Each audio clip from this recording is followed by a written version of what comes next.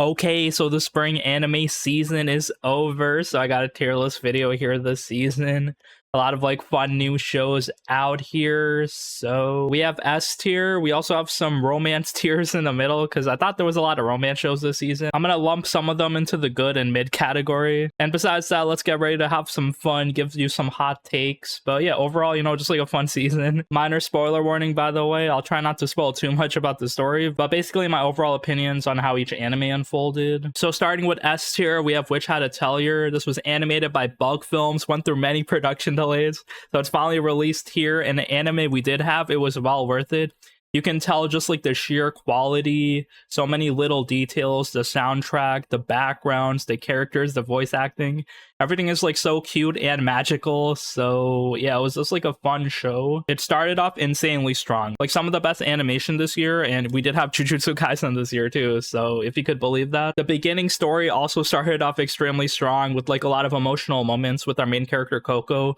We basically follow her throughout the season, and we're kind of like in her point of view where we're like a stranger, an outsider to magic, and everything's like being explained to us as we're getting integrated to the world. After like, some fights, some action, we kind of like cool down, meet some more other characters, get introduced to like other like magic system rules and different like tests and exams. So yeah, just like a very chill early introduction. But yeah, Coco's basically trying to live her dream this season while also facing a lot of trials. I'd say my one flaw with this season is that even though it started off really strong, I think the latter half of the anime might have been a bit slow. It's not really a problem because I am up to date with the manga, but besides that, I thought it was like a beautifully crafted story that's able to give like these innocent 12-year-olds a way to solve like really hard problems with magic, and at the same time have like this overarching world setup where there's like forbidden magic and people trying to stop it. Also, after that, we have ReZero season 4, another ReZero season. So yeah, White Fox has been cooking. Basically, after season 3,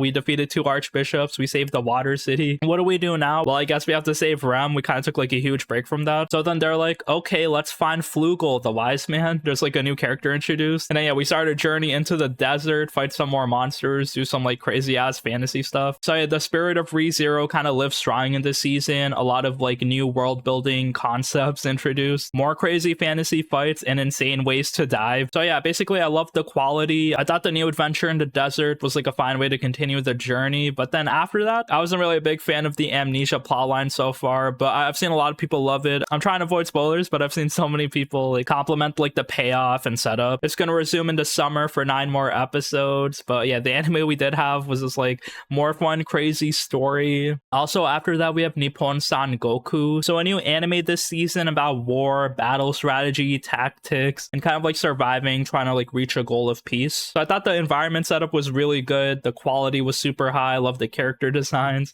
and yeah, I love following the main character. He's basically trying to use his brain to like navigate impossible circumstances, try to talk and negotiate with like higher ups. So I thought this anime did so many things well. The emotional moments were good. There was like hype aura moments during the war where people are like fighting battles, doing their last stands, and also there's like a great villain to like kind of work towards and hate. So yeah, I thought the entire story they were cooking was like really good. And yeah, again, it's open-ended, so hopefully there's like a season 2 to kind of like continue Misumi's journey as he's trying to unite these 3 kingdoms. And also for S tier, we have Botan Kamina fully blossoms when drunk. So yeah, cute girls doing cute things.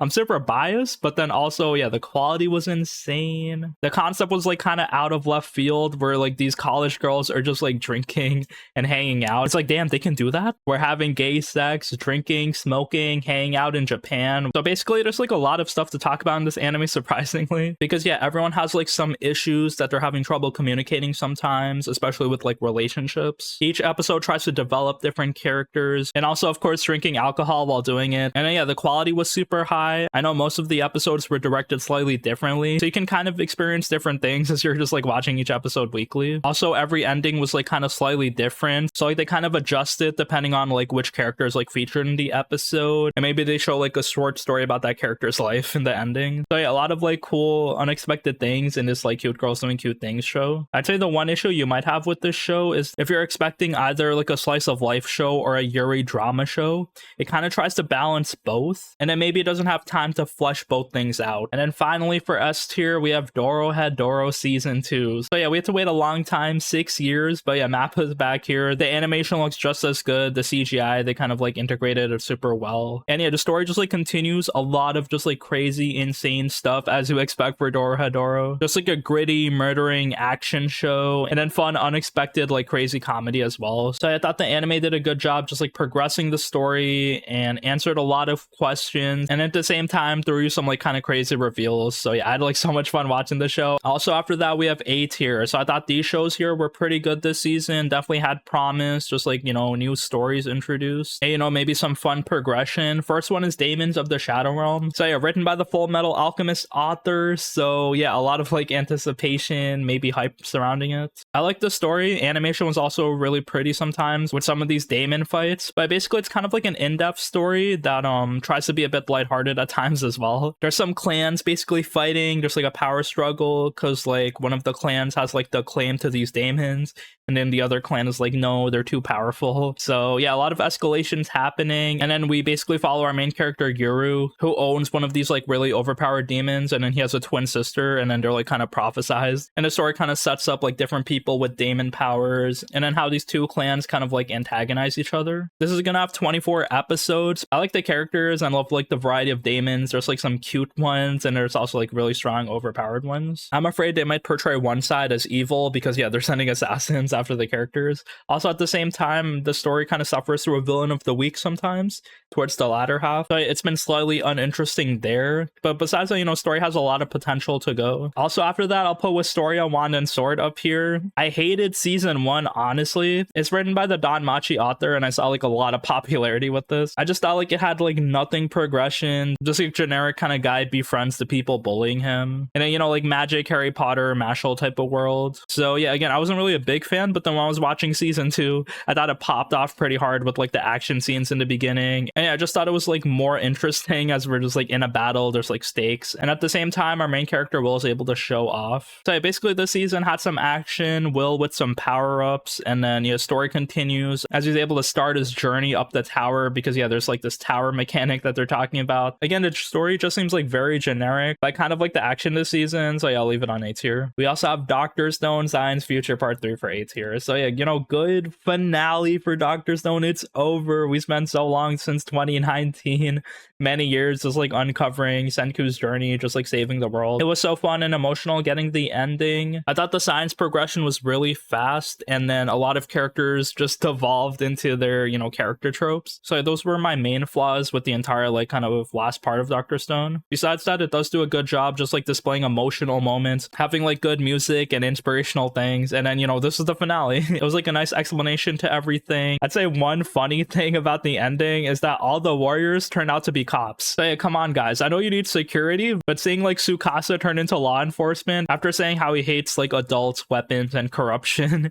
in season 1, it was just like pretty funny. But besides that, I had a lot of fun watching Dr. Stone. There was like a lot of love put in the anime. Also after that, we have Agents of the Four Seasons Dance of Spring. I really love this anime, but it had many flaws. Like if it kept the same energy towards the beginning of like some fun, cute adventure with our spring agent, with maybe some tragic emotional moments sprinkled in, I thought it'd be an easy S tier. But as the story unfolded, it got super repetitive. People saying like the same dialogue points, us going through like the same level of character development every episode, and then, you know, even the characters, they don't really have plans fighting these terrorists. And then the spring agent Hinagiku and her guardian Sakura, they don't want to fight. So yeah, instead of like defending themselves or like making any plan, they just like avoid killing people. So yeah, stuff like that really bothered me as the story unfolded. But again, I thought like there was a lot of potential for this anime. The quality was super high, had like really good music. I thought the music was like the high point as well. The soundtrack was like super comfy and just like fit well with the story. Besides that, again, the flaws were pretty much, yeah, repetitive dialogue, and at the same time, I didn't think the terrorists or the action scenes were like written well at all. I looked up the light novel series because yeah, it's written by the Violet Evergarden author, and yeah, there's like different volumes for different characters. So like there's a Dance of Summer, Dance of Winter, Dance of of fall. I'm kind of down to see them animate the other parts with like the same level of quality. Also, after that, for A tier, we have Akane Banashi, so a really good shonen anime. It was about time it got animated, and you know, just like introduced us to Rakugo, this fun kind of like revenge type of story, but then Akane kind of freely expressing herself with their art. She's like a young up-and-comer, and yeah, you know, following her journey was nice. They taught us a bit about different Rakugo techniques, different stories that you can tell, since these are like preset historical stories. And at the same time, we had like such good progression with her going through high school, convincing others to give her Rakugo a chance, and then training with other people. So I'm kind of curious for future seasons. I've read some of the manga, and I'd say the only flaw with this season is that the quality isn't the highest it could be, because I thought some of the stories would benefit with some really insane level of animation. But again, showing Akane just like talk and performing, it was still like done really well. Also, after that, we have Marriage Toxin, so a fun parody type of romance show this season.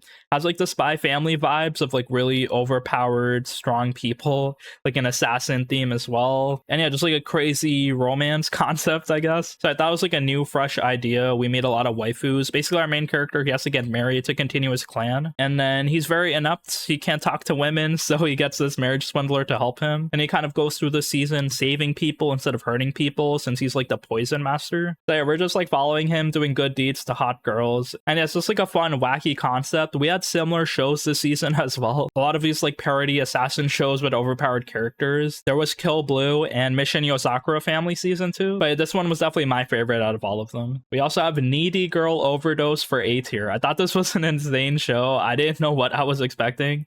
Apparently it's based on a visual novel, but the anime basically goes through different characters' points of view as they're like linked to our main girl, Kawaii Angel. Basically, the main central theme here is that Kawaii Angel is the girl to follow. She needs your validation, she needs your followership, and you can temporarily forget about your worries. We also have Release That Witch for A tier, so this is a Chinese production, kind of like a serious type of isekai story. At the same time, it's nothing like new we haven't seen before. It's akin to the Genius Prince isekai, where you get resurrected as a prince in like some shitty land. There's racism against people and witches. So yeah, he's kind of atheist. He's like, yo, witches aren't the devil. And he basically uses his progressive, open-minded way of thinking to kind of like build up his kingdom, build up the army, food supplies, money. But you know, I thought it was like a fun, serious like kingdom building isekai with some cool fantasy world building setup. We also only had 8 episodes this season, but I'm hearing there's going to be 24 total. Also, after A tier, let's start going through the romance shows this season. There were a lot. I have the good romance category first. So yeah, these ones I liked. Maybe brought something fun and new to the table. And yeah, my favorite one was Tada Oja, Pardon the Intrusion, I'm Home. So the reason I like this anime is that like my favorites in the genre are shoujo or josei type of love stories where the main character is not like some creepy overbearing guy. So here our main girl Rinko, she's like a regular office worker, but she lives next to like 2 like famous authors. And then, you know, hijinks ensue, her walls basically break down, and then they meet up in the middle of her apartment. And yeah, it's like a love triangle between 3 of them. It was fun, cute progression where she's like kind of taking care of both of them under like, you know, false pretenses. And at the same time, they're kind of falling for her and then using her as like an influence for their arts. Even though there were tropey moments, I thought the characters were really well written, and I thought this anime was super underwatched, so I highly recommend it. Also, for a good romance, I got Gals Can't Be Kind to Otaku. So I went into it like expecting the worst self-insert slop romance show, but I thought it was a cute story executed pretty well. Each character had some depth to them, so it wasn't like the girls were like one-dimensional, only wants to devote themselves to the main guy. They have their own life, and then they somehow like coincidentally, you know, talk to each other in class. That's how like the romance started. So basically, I thought it had like super cute progression. They had a K-pop anime opening. Also, for good romance, we have the Ramparts of Ice. I thought this was like a really good concept with this girl that like kind of closes herself off because of trauma. So yeah, in high school, like a lot of people just like avoid her, but then she's actually just like a normal person, and it just takes like a friend group to kind of like break her out of her shell. But yeah, it was a good concept. I did have some issues where apparently she had a fake backstory. It reminds me of like if Bocchi the Rock, she actually had friends in elementary and middle school and wasn't the loner. It's kind of like that, because we see that this girl, she actually had a boyfriend in middle school, and then there was like some random drama that caused her to like kind of close herself off from people. So yeah, I didn't really like the twist in the backstory. I also thought the anime tried to cover a lot of serious moments, but then when it got too serious, everyone just turns into chibi form and then just like breaks any tension. So yeah, those two I thought were like kind of slight issues with the story developments, but overall, yeah, just like a good chill concept. We also have the klutzy class monitor and the girl with the short skirt. It's more of like a parody romance show with like a lot of like crazy characters in the school. But you know, a fun, simple romance show with these two main characters. And then, yeah, they kind of butt heads sometimes. There's like some tsundere tropes to it. We also have even a replica can fall in love. I thought this was also like a nice type of supernatural romance show concept.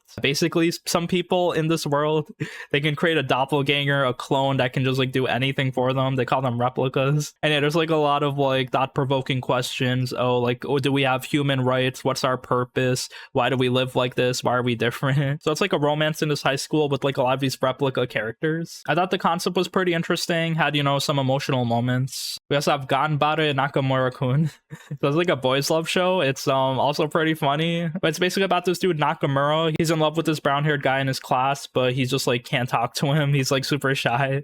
Every time he's trying to make a move, he like kind of plays it out in his head, and it just like doesn't work out. But then, you know, everyone in his class is trying to like, you know, help him out. So just like a shy boy trying to hit on his crush. We'll see if it works out for him. And then finally, for good romance this season, I like Curio Fan Club. There's like a fun, interesting show, not really focused on romance fully, but like these two girls that are like just like following this guy and then, you know, observing his life. They're part of his fan club, I guess. So there's like a lot of like interesting, funny moments with these two characters just like talking to each other, having a lot of weird dialogue, and then, you know, the characters eventually do interact at the end. And then after that, we have the mid-romance section. So these shows I was kind of disappointed on. The first one is I Made Friends with the Second Prettiest Girl in My Class. So what is there to say? Just like kind of self-insert show.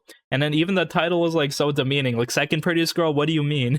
Because like you watch the show, she's not even the second prettiest. Like the name doesn't really make sense. But basically, it's more of like a theme where like the main girl, she gets like confidence issues. They kind of like talk about that. And then anime basically focuses heavily on drama, which I didn't like. Every arc is like a character trying to like face like their life issues. So I thought the forced drama was kind of boring. I also thought like, you know, the self-insertness wasn't great because at the end of the day, it's just like the girl kind of like devoting herself to the dude. There's no like real goals or ambitions for her, except maybe she likes kind of cult underground movies. So basically, if you're a lonely dude with a letterboxd account, I guess this romance show is like kind of catered to you. Also after that, we have I Want to End This Love Game. So yeah, we got the Kaguya-sama concept here, where, you know, two characters are teasing each other. They both like each other, but they can't admit it. I thought the concept was fun in the beginning, but yeah, super repetitive. There's like side characters that don't really add anything, and yeah, they're trying to ship the main two. So yeah, just like cute, wholesome show, but with like some repetitive progression. We also have Mistress Kanon is Devilishly Easy. I thought this was like a fun parody show with like a lot of fan service. So yeah, nothing wrong with it really in this genre. I did have fun in the first half, but I thought the second half, a lot of the jokes didn't land. That was like my main problem. Most of the comedy was hit or miss. So some of the sex jokes and then Kanon blushing, that gimmick was fine for the most part. And then it kind of got worse as they introduced like this angel character and then they visited Kanon's parents. I thought like those episodes were kind of like not as funny anymore. But besides that, it's just like a don't take it too seriously type of show. We also have the Angel Next Door Spoils Be Rotten season 2.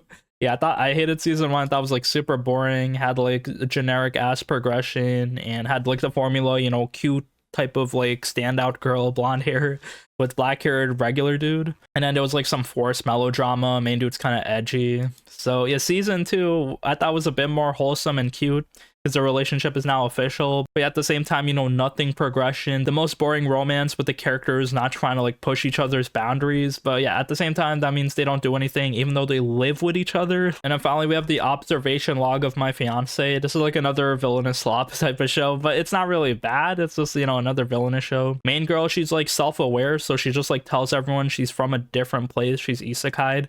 No one really knows what she means by this except like her fiance, who's like super smart. But the girl's like confiding in the guy. She works on herself, and yeah, they have their romance together. Also after that, we have another category. These are chill shows. So I thought these shows were really good this season, but I didn't really want to crowd A tier or anything. So these ones are just like kind of chill, relaxing shows that I thought were worth watching. First one is The Food Diary of Miss Maid. So this is like a chill show with like this Asian maid from Britain. She goes to Japan, visits it, and then her mansion collapses. So she's stuck in Japan for the whole year, and she basically goes around eating food and then just kind of pushes the boundaries of moe because our main girl, she's like borderline autistic.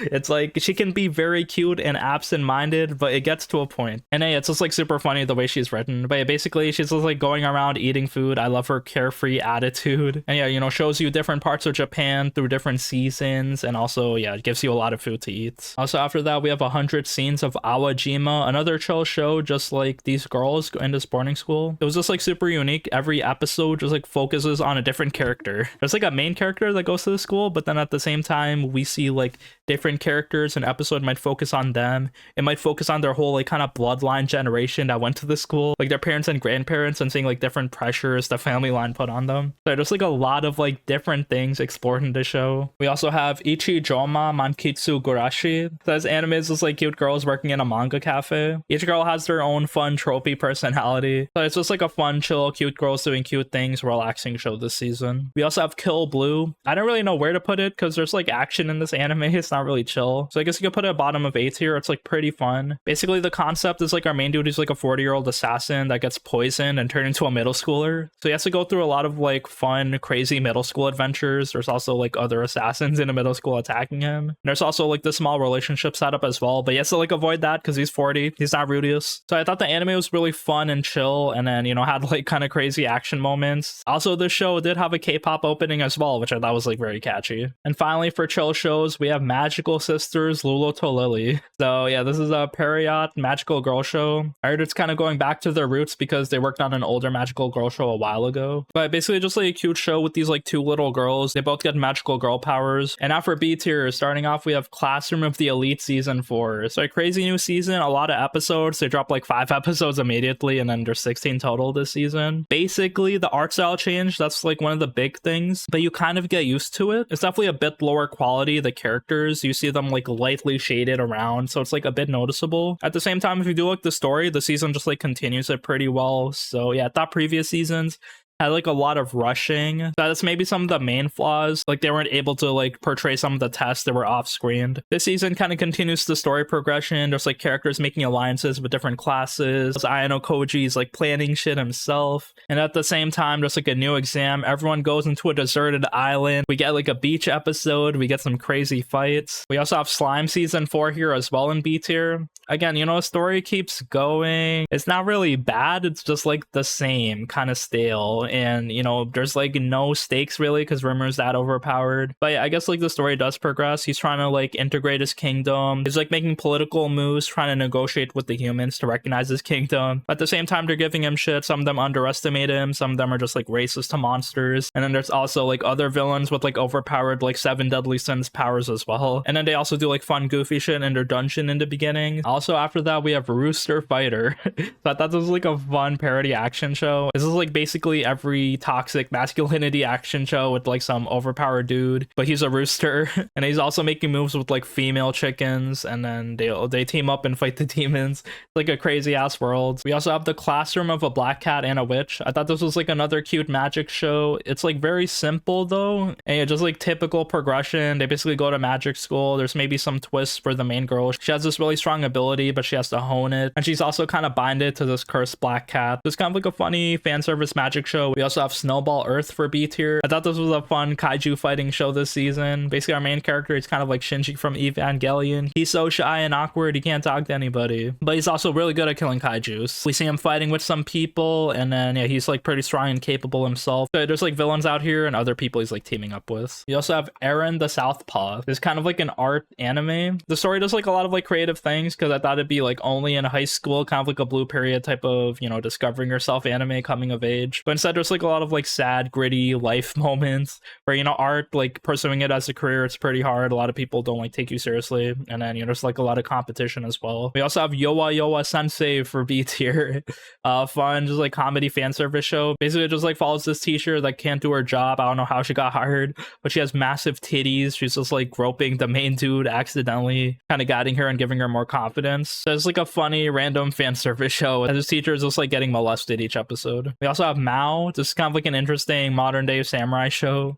Feels a bit like Inuyasha, where it's like a different world they're fighting in that has demons. And at the same time, our main girl, she has like super demon powers as well. We also have My Ridiculous Reincarnation. So it's not really a typical isekai story. It's more about like a retelling about how he like goes through different universes and gets reincarnated, and he just like makes a mess in each universe. And then the goddess is kind of like sick of his shit, but yeah, she keeps like reincarnating him each time. We also have Mission Sakura Family Season 2. I thought this was, a fun, good continuation. I like all the voice actors in this anime, a lot of like high profile ones. It has cute progression, maybe some serious moments sometimes as everyone's trying to protect Mutsumi, and then there's some like fun romance developments with the two characters. There's also Scum of the Brave, so yeah, second core continuation. I thought it was like decent. So yeah, new environment, they go to Hokkaido. At the same time, I thought the story was like a bit more boring. And then finally for B tier, we have Dandelion. So this is like a quick 7-episode show. This is actually a one-shot from the Gintama author. So I guess they just felt like animating this, kind of like a special. The story is basically kind of like Bleach, but a bit more chill, where characters are basically like Grim Reapers, kind of like taking lost souls to rest. After that, we have C tier. So yeah, these were shows I was kind of disappointed on this season. And so yeah, here we go. First one is Liar Game. Maybe it's just like a product of his time where like, psychological anime has been power crept a lot. So maybe they already see the plot twist coming. So yeah, that was like one issue with Liar Game. Another issue is that the animation quality was super low. They didn't really make it good to watch. And also at the same time, a main girl, I saw a lot of complaints with her because she's like kind of like a stupid character. Her whole character is that like she's like so trusting. At the same time, I guess it's fun to see them play different games, see like the rules, and then how they'll like kind of go about doing things. Also, after that, we have Rent a Girlfriend Season 5.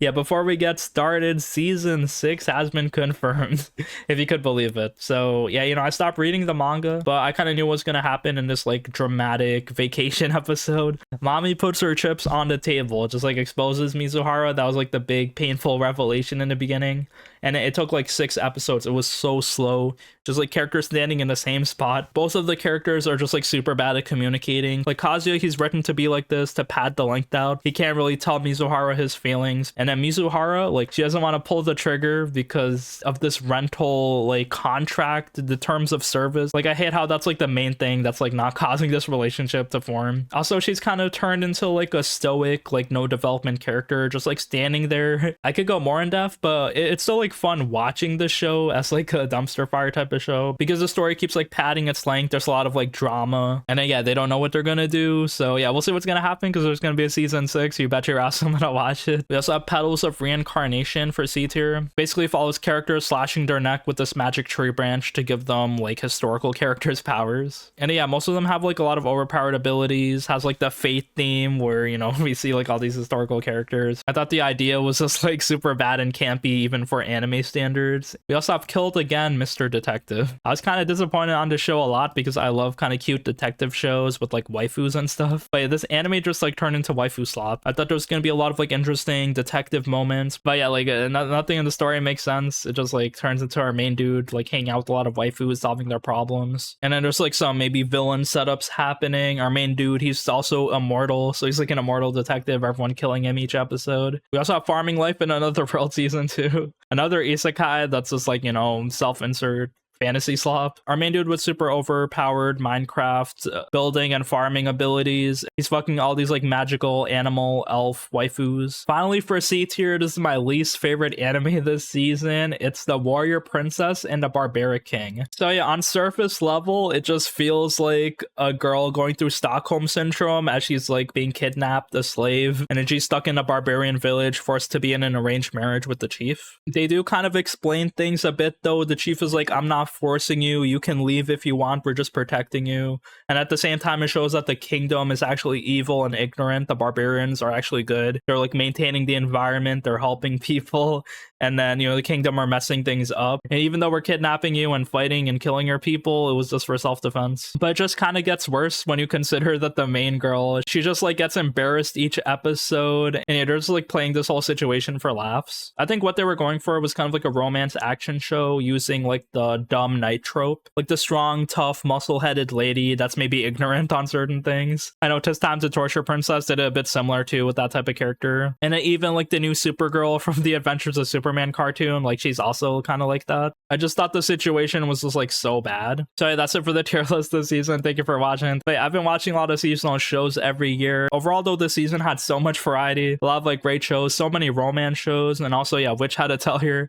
I thought the wait was well worth it. It delivered so well. As a new cute witch fantasy magic anime. ReZero again continues that isekai energy, just like crazy unique world, and a lot of like new stories also delivered. And yeah, besides that, thank you for watching. I'll see you in the summer season. We got more shows coming up, a new Bleach season, a new Mushoku Tensei season, and also Smoking Behind the Supermarket with You, a cute new hyped up show. I saw half the anime already at pre-release, so yeah, looking forward to more shows coming out in the summer, and I'll see you later. Peace.